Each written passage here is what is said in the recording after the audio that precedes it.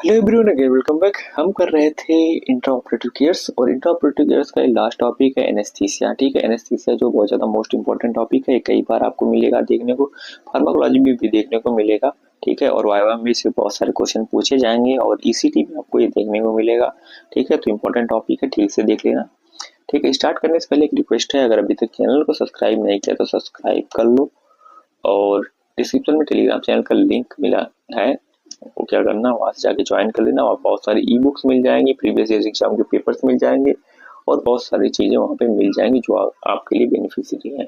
ठीक है, तो चलिए स्टार्ट कर लेते हैं देर ना करते हुए। हम कर रहे हैं एनेस्थीसिया। एनेस्थीसिया में सबसे पहले हम क्या देखेंगे, डेफिनेशंस देखेंगे।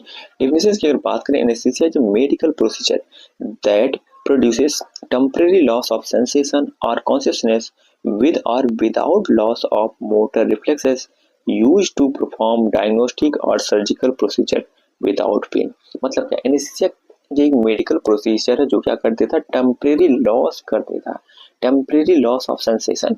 ठीक है, कॉन्शियसनेस विद और without loss of motor reflexes. Motor reflexes कब लॉस होते हैं, जब क्या करते हैं हम जनरल एनेस्थीसिया देते हैं किसी को। जनरल एनेस्थीसिया क्या करता है, जब कोई मेजर सर्जरी हो रही हो, ओपन सर्जरी हो रही है, लाइक ओपन हार्ट सर्जरी हो रही है या कोई बड़ी सर्जरी हो रही है, उस टाइम हम जनरल एनेस्थीसिया देते हैं। तब क्या करता है, बॉडी पूरी तरीके से क्या होता है, उसका मोटर रिफ्लेक्स सेंसेशन सब कुछ लॉस हो जाता है। और क्या होता है, जो लोकल एनेस्थीसिया होते हैं वो केवल लोकल मतलब किसी प्रॉपर स्पेसिफिक साइट का क्या होता है, सेंसेशन लॉस होता है। ठीक है, और मोटर रिफ्लेक्सेस काम करते रहते हैं उस टाइम पे। और क्या है, इसमें हम यूज कहाँ पे करते हैं, बहुत सारे डायग्नोस्टिक प्रोसीजर्स और सर्जरी में करते हैं। डायग्नोस्टिक प्रोसीजर्स लाइक आपका जो है बायोप्सी में मेजरली यूज करते हैं इसका। ठीक है, तो आगे चल रहे इसके बाद objective of anaesthesia. Objective of anaesthesia की अगर हम बात करें, ठीक है, तो अगर हम ऑब्जेक्टिव की बात करें तो आपका क्या करता है, to relieve pain during the surgery. क्या करता है, पेन को रिलीव करता है सर्जरी के टाइम। और क्या करता है, to produce muscle relaxant. Muscle relaxant आपने हो सकता है अब तक फार्माकोलॉजी में पढ़ लिया हो, नहीं पढ़ा है तो ठीक है, बहुत सारे मसल रिलैक्सेंट होते हैं, अभी आएंगे उसके बारे में हम बात करेंगे। ठीक है, और क्या करता है, टू कंट्रोल ब्लीडिंग। ब्लीडिंग को कंट्रोल करता है। To create amnesia. Amnesia loss of the memory of procedure. ठीक है, प्रोसीजर के टाइम पे जो है, अगर कोई मेजर सर्जरी हो रही हो तो उस टाइम पे क्या करता, पेशेंट को पता ही नहीं चलता कि उसके साथ हुआ क्या है। ठीक है, कई बार ऐसा होगा, अगर ओपन सर्जरी हो रही है और लोकल एनेस्थीसिया दे के आप कर रहे हो, ठीक है, तो उसमें क्या होगा, पेशेंट कई बार अगर उसको देख रहा है या फील हो गया तो वो चीजें बार बार याद आती रहेंगी उसको और वो परेशान होता रहेगा उससे। ठीक है, इसके बाद क्या, to provide hemodynamic stability. Hemodynamic stability जो होती है उसमें क्या होता है, आपका बीपी होता है। ठीक है, और ब्लड प्रेशर होता है और हार्ट रेट को मेंटेन करके रखता है और ऑक्सीजन लेवल को क्या करता है, बॉडी में मेंटेन करके रखता है। ठीक है, तो इसके बाद हम क्या देखेंगे, type of anaesthesia. Type of anaesthesia की बात करें, सबसे पहले जनरल एनेस्थीसिया होता है। जनरल एनेस्थीसिया क्या होता है, जनरल एनेस्थीसिया जो होता है वो क्या करता है, पूरी बॉडी को क्या करता है, सेडेट कर देता है। इसमें to produce complete loss of consciousness, sensation and reflexes. सब कुछ क्या होता है, लॉस हो जाता है। यूज क्या करते हैं, यूज आप मेजर सर्जरी में करते हैं। और ड्रग की बात करें तो प्रोपोफॉल होता है, विटामिन होता है, थायोपेंटेन होता है, हेलोथिन होता है, आइसोफ्लोरिन होता है और नाइट्रस ऑक्साइड होता है। ये क्या होता है, आपके गैसियस फॉर्म में होते हैं। ठीक है, इसके बाद हम रीजनल एनेस्थीसिया की बात करें, सबसे पहले होता है आपका स्पाइनल एनेस्थीसिया। स्पाइनल एनेस्थीसिया जो है लोकल एनेस्थीसिया में आता है, मतलब लोअर बॉडी पार्ट को क्या करते हैं, सेडेट करने के लिए करते हैं। इसमें सब एरेक्नोइड स्पेस यानी कि दो पर्टिकुलर के बीच में हम देते हैं और ये L3 और L4 में क्या होता है, L3 और L4 के बीच में देते हैं, एडल्ट का है। ठीक है, बच्चों में क्या L2 से L4 के बीच में देते हैं। ठीक है, इसके बाद क्या एग्जाम्पल की अगर बात करें तो लोअर एब्डोमिनल या पेल्विक या आर्थोपेडिक सर्जरीज के लिए हम इसका यूज करते हैं। इसके अलावा एपिड्यूरल एनेस्थीसिया। एपिड्यूरल एनेस्थीसिया जो होती है एपिड्यूरल स्पेस में देते हैं। इसमें क्या होता है, labour analgesics and lower limb surgeries में क्या करते हैं, हम इसका यूज करते हैं।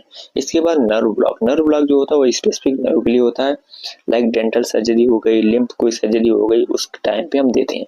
ठीक है, इसके अलावा कैडुअल ब्लॉक। कैडुअल ब्लॉक जो होता है वो सैक्रल कैनाल में हम देते हैं और ये यूज होता है जनरली पीडियाट्रिक सर्जरीज में। ठीक है, क्योंकि जो होता है सैक्रल उस टाइम पे पूरा तरीके से क्लोज नहीं हुआ होता है। ठीक है, इसलिए हम देते हैं कुछ सैक्रल में। इसके बाद हम लोकल एनेस्थीसिया। लोकल एनेस्थीसिया की अगर बात करें हम, ठीक है, तो उसमें होता है loss of sensation in small localized area. इसमें क्या होता है, लॉस ऑफ सेंसेशन जो होता है स्मॉल लोकलाइज्ड एरिया की होता है, एक छोटी सर्जरी माइनर सर्जरी में हम इसका यूज करते हैं। और क्या होता है, पेशेंट रिमेन फुल्ली कॉन्शियस, मतलब पेशेंट क्या होता है बातचीत कर सकता है, ठीक है, बट उसको फील नहीं होगा। और ड्रग का यूज करते हैं हम कौन सी, लिग्नोकेन का यूज करते हैं, जनरली ईसीटी में भी इसका यूज होता है। और क्या होता है, बुविकेन का यूज करते हैं इसमें, ठीक है। इसके बाद आगे चलते हैं, आगे जो टॉपिकल एनेस्थीसिया, अगर टॉपिकल एनेस्थीसिया की अगर बात करें हम, तो इसमें अप्लाइड डायरेक्टली ट्रॉपिकल एनेस्थीसिया, मतलब क्या होता है, स्किन और म्यूकस मेम्ब्रेन में हम देते हैं, जनरली जो होता है एंडोस्कोपी हो रही होती है, ठीक है, उस टाइम पे ट्यूब हम मुंह में डाल देते हैं। और कुछ जो है जनरली आपकी कोई सुचरिंग कर रहा हो, उस टाइम भी टॉपिकल एनेस्थीसिया का यूज कर देते हैं। कभी कभी सुचरिंग में हमेशा टॉपिकल का यूज नहीं करते क्योंकि बहुत ज़्यादा पेनफुल होता है, ठीक है। एग्जाम्पल की अगर बात करें तो eye drops before cataract surgery, आपने देखा होगा कि अभी किसी कैटरेक्ट सर्जरी हो रही होती है, बार बार आई ड्रॉप डालते रहते हैं 10-10 मिनट पे, ठीक है, वो भी एक टॉपिकल एनेस्थीसिया ही है। इसके बाद क्या होता है, सेडेशन या कॉन्शियस सेडेशन।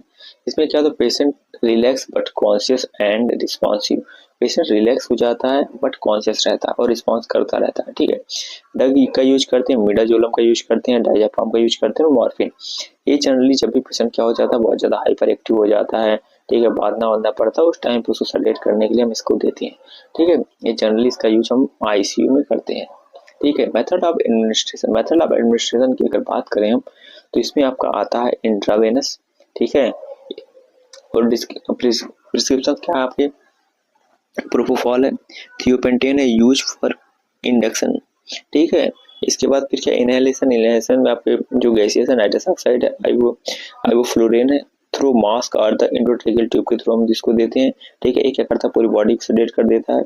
रीजनल इंजेक्शन की अगर बात करें तो स्पाइनल, एपिड्यूरल या नर्व ब्लॉक के लिए हम देते हैं। इसके अलावा अगर टॉपिकल एप्लीकेशन की बात करें तो क्रीम, जेल या स्प्रे का यूज कर सकते हैं। और लोकल इन्फिल्ट्रेशन की अगर बात करें, directly injected at operative site पे हम क्या करते हैं, यूज कर सकते हैं, ठीक है।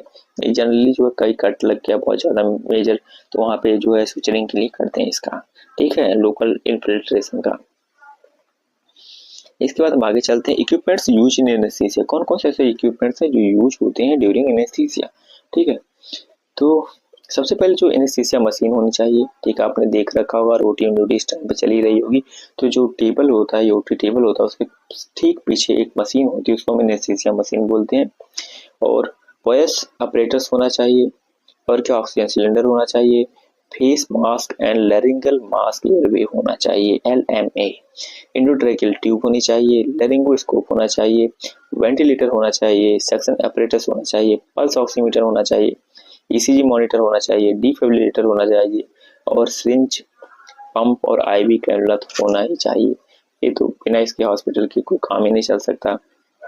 इसके बाद ड्रग यूज इन एनेस्थीसिया की बात करें, अगर ड्रग यूज इन एनेस्थीसिया की अगर हम बात करें, इसमें आता है इंडक्शन इंडिकेशन एजेंट की अगर बात करें, सबसे पहले प्रोपोफॉल है, थियोपेंटेन है और कीटामीन है, ठीक है।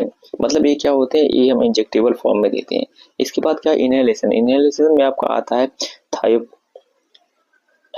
है, और आइसोफ्लोरिन है, नाइट्रस ऑक्साइड है एंड सिवोफ्लोरिन है, ठीक है। ये क्या करते हैं, गैसेस फॉर्म में आता है। आपका मसल रिलैक्सेंट की बात करें तो सक्सिन कोलिन होता है, ठीक है, जनरली हम ECT में इसका यूज करते हैं। और क्या है, इक्यूरोनियम है, और क्या है, एट्राकुलोनियम है, ठीक है। एनाल्जेसिक की अगर बात करें हम तो मॉर्फिन और फेंटानाइल का यूज करते हैं एनाल्जेसिक के रूप में, ठीक है। और लोकल एनेस्थीसिया की बात करें, लिग्नोकेन और बुविकेन का यूज करते हैं, ठीक है। लिग्नोकेन और बुविकेन कहाँ पे यूज करते हैं, लोकल एनेस्थीसिया में यूज करते हैं, ठीक है। इसके बाद आगे चल रहे हैं हम, effect of anaesthesia. Effect of anaesthesia की अगर बात करें हम, तो डायरेक्ट इफेक्ट की बात करें तो एनाल्जेसिक का यूज करता है, like pain, amnesia, local muscle relaxant, और क्या, लॉस ऑफ अवेयरनेस को क्या करता है, ये कर देता है। ये काम है आपके एनेस्थीसिया। साइड इफेक्ट की बात करें तो हाइपोटेंशन हो जाएगा पेशेंट को, तो कई बार ऐसा होता है कि जो पेशेंट सेडेट हो जाता है तो ब्लड प्रेशर लो, मतलब नॉर्मल हो जाता है, कई बार नॉर्मल से भी नीचे चला जाता है, तो हाइपोटेंशन में जा सकता है। रिस्पायरेटरी डिप्रेशन भी हो सकता है, नॉजिया, वॉमिटिंग, दो हर एक मेडिकेशन का साइड इफेक्ट है। सीवरिंग हो सकती है, शॉर्ट थ्रोट हो सकती है ड्यूरिंग इंक्यूबेशन, मतलब कई बार लैरिंगोस्कोप में भी थ्रोट में कोई इंजरी हो जाए, इसकी वजह से शॉर्ट थ्रोट हो सकता है। हेडेक रहेगा, अगर स्पाइनल में हम यूज किया है तो हेडेक रहता है, ठीक है, पेशेंट को। ये साइड इफेक्ट्स हैं। और stages of general anaesthesia, stage of general anaesthesia की बात करें तो टोटल 4 स्टेज होते हैं। और 4 स्टेजों की बात करें, सबसे पहले ये होता है स्टेज 1 एनाल्जेसिस। ठीक है, एनाल्जेसिस जो होता है patient conscious but pain perception reduce हो जाता है। ठीक है, कॉन्शियस रहता है बट पेन उसको नहीं होता। इसके बाद स्टेज सेकंड एक्साइटमेंट या डिलेरियम। डिलेरियम जो होता है साइकेट्रियम पढ़ोगे, मतलब रिवर्सिबल जो होता है लॉस ऑफ मेमोरी होता है। इनरेगुलर रिस्पायरेशन एंड इनवॉल्मेंट्री मूवमेंट को हम क्या बोलते हैं, हो जाती है स्टेज सेकंड में। इसके बाद स्टेज थर्ड की अगर बात करें तो सर्जिकल एनेस्थीसिया का यूज करते हैं। ये होता है रेगुलर ब्रीदिंग, मसल रिलैक्सेंट और क्या होता है सर्जरी स्टार्ट कर सकते हैं। इसके बाद स्टेज 4 जो होती है वो मिडलरी डिप्रेशन होता है। ठीक है, इसमें क्या होता है रिस्पायरेटरी एंड कार्डियक अरेस्ट हो जाता है स्टेज 4 में। ठीक है, ये डेंजरस स्टेज है। ये कुछ स्टेजेस हैं जो आपकी एनेस्थीसिया की हैं। इसके बाद नर्सिंग रिस्पॉन्सिबिलिटी क्या है, नर्सिंग रिस्पॉन्सिबिलिटी मेजर काम हो जाता है एक नर्स का। ठीक है, जो आपको करना है सबसे पहले प्री ऑपरेटिव में जब भी पेशेंट को सर्जरी के लिए ले जा रहे हैं सबसे पहले चेक करना है कंसेंट लिया है कि नहीं लिया है।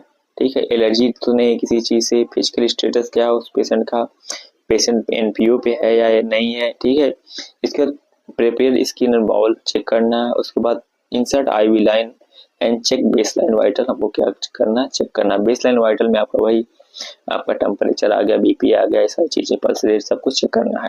ठीक है, इसके बाद क्या है इंट्राऑपरेटिव केयर। इंट्राऑपरेटिव में बात करें अगर ड्यूरिंग सर्जरी, ठीक है, मॉनिटर बीपी, ईसीजी और SpO2 लेवल हमको क्या करना है, मॉनिटर करते रहना है। इसके अलावा क्या है मेंटेन एयरवे और ऑक्सीजन और क्या असिस्ट एनेस्थेटिक्स विद इक्विपमेंट और क्या है prevent hypothermia and maintain style film को क्या करना है मेंटेन करके रखना है। ठीक है, ये हो गया प्री ऑपरेटिव और इंट्रा ऑपरेटिव। इसके बाद पोस्ट ऑपरेटिव की अगर बात करें हम तो पोस्ट ऑपरेटिव जो होता है monitor airway, breathing, circulation, ABC हमको याद क्या करना है पोस्ट ऑपरेटिव चेक करते रहना पेशेंट का, मॉनिटर एयरवे, ब्रीदिंग और circulation and manage pain and noise. जब तक क्या होता है मतलब एनेस्थीसिया का जो इफेक्ट रहता है जैसे ही खत्म होता है वैसे बहुत ज्यादा पेन होने लगता है, तुरंत हम क्या करते हैं मतलब एनाल्जेसिक देते हैं पेशेंट को। ठीक है, लाइक डाइक्लो हो गया, ट्रामाडोल हो गया, केट्रोलैक हो गया, सारी चीजें देते हैं। और क्या ऑब्जर्व फॉर द कॉम्प्लिकेशन, कोई कॉम्प्लिकेशन तो नहीं हो रहा, कहीं पेशेंट हाइपोटेंशन या शॉक में नहीं हो जा रहा, कहीं रिस्पायरेटरी डिप्रेशन तो नहीं हो रहा है, सारी चीजें हमको क्या करना है मॉनिटर करते रहना कंटिन्यूसली। और क्या करना है मेंटेन इनपुट और आउटपुट चार्ट कंटिन्यूसली। ठीक है, और कॉम्प्लिकेशंस क्या हो सकते हैं ये तो ऑलरेडी मैं बता चुका हूँ। साइड इफेक्ट में रिस्पायरेटरी डिप्रेशन हो सकता है, एस्पायरेट कर सकता है पेशेंट। ठीक है, पोस्ट स्पाइनल हेडेक हो सकता है पेशेंट को, कार्डियक अरेस्ट हो सकता है और मैलिग्नेंट हाइपरथर्मिया हो सकता है और नर्व इंजरी भी हो सकती है इसकी वजह से। ठीक है, तो यहाँ पे आपका एनेस्थीसिया होता है खत्म। ठीक है, इसके बाद हम लीगल एस्पेक्ट देखेंगे नेक्स्ट वीडियो में, जो कि थोड़ा सा मतलब 15 मिनट का वीडियो हो जाएगा, तो मैं सोच रहा हूँ छोटा छोटा ही रहे। ठीक है, तो अगर उसमें कोई चीज ना समझ में आई हो तो डायरेक्टली कमेंट करके पूछ सकते हो, टेलीग्राम चैनल पे पूछ सकते हो या किसी भी सोशल मीडिया प्लेटफॉर्म पे पूछ सकते हो। ठीक है, वीडियो पसंद आया तो प्लीज लाइक कर देना और अभी तक चैनल को सब्सक्राइब नहीं किया सब्सक्राइब कर लो। ठीक है, मिलते हैं बहुत जल्द नेक्स्ट वीडियो में। Thank you.